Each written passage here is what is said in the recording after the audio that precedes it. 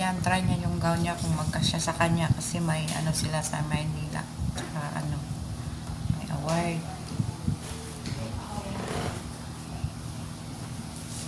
Eh, mukhang bagay naman sa kanya.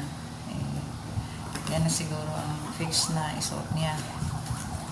Kasi ano na yan, payat na yan. Parang